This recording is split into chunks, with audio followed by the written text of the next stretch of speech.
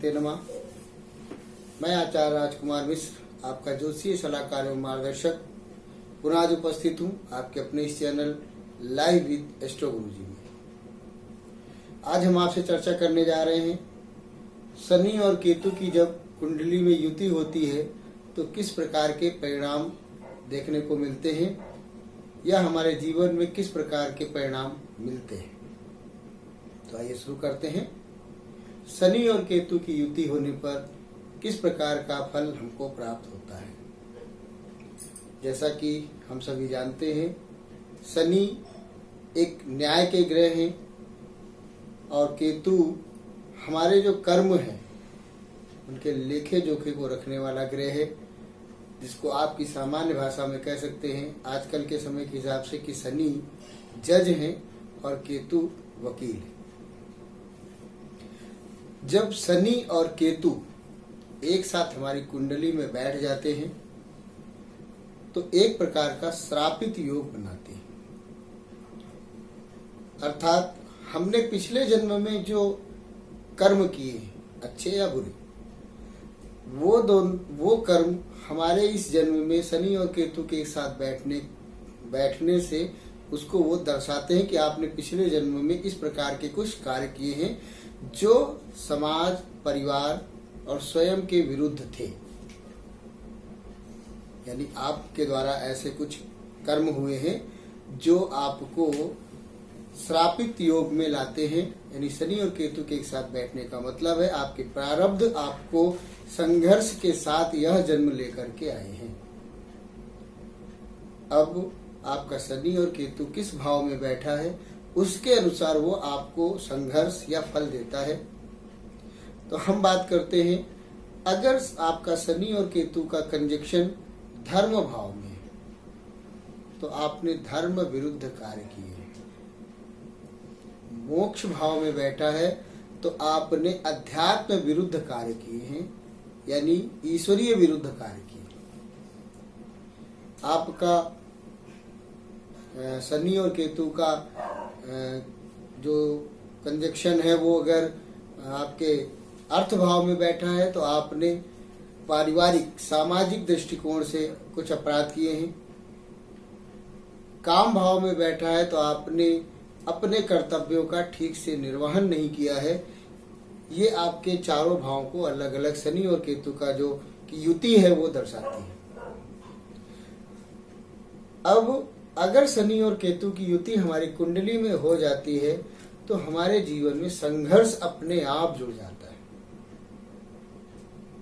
अब ये संघर्ष हमको जीवन भर कठिनाई ही देने वाला है, परेशानी ही देने वाला है, समस्याएं ही देने वाला है।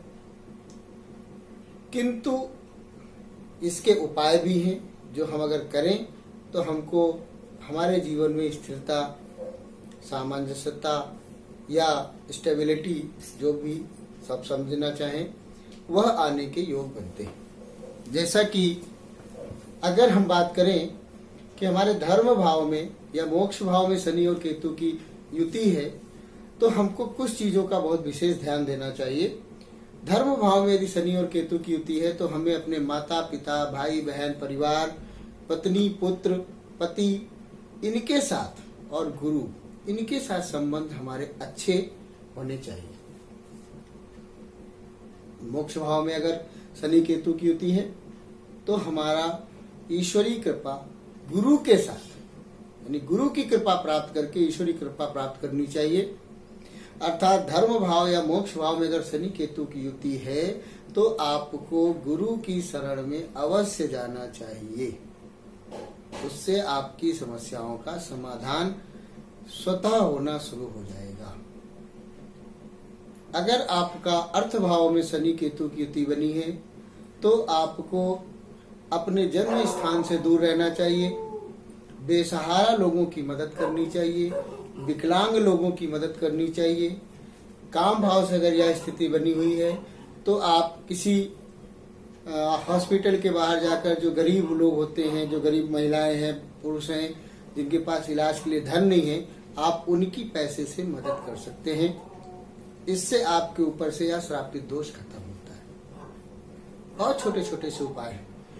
इनको करके आप अपने इस दोष से मुक्ति पा सकते हैं। शनि केतु की युति होने पे सर्वप्रथम जो प्राथमिकता पर है वो है आपको किसी गुरु की शरण में जरूर जाना चाहिए। अपने माता पिता, भाई बहन, पत्नी, पुत्र, पति, मासी, बुआ, ऐसे लोगों का बहुत सम्मान करना चाहिए। जन्म स्थान से यदि हम दूर रहते हैं तो हम सफल होने के योग बनते हैं। अन्य भावों में अगर यह स्थिति बनती है, काम भाव या अर्थ भाव में बनती है, तो आपको बेसहारा लोगों की, विकलांग लोगों की, कुष्ठ रोगियों की मदद करनी चाहिए।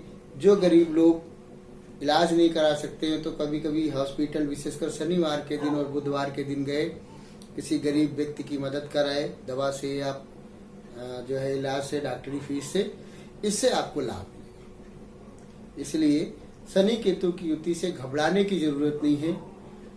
यह छोटे छोटे उपाय करके अपने श्रापित दोष को खत्म करने की जरूरत है। तो मित्रों, आशा करता हूँ आपको मेरी बात समझ में आई होगी। खुश रहिए, प्रसन्न रहिए, और यदि आपकी कुंडली में शनि केतु की युति है तो इन उपायों को करके आप अपने जीवन में लाभ प्राप्त करिए। अगले वीडियो में पुनः मिलूंगा, तब तक के लिए जय मां भारती।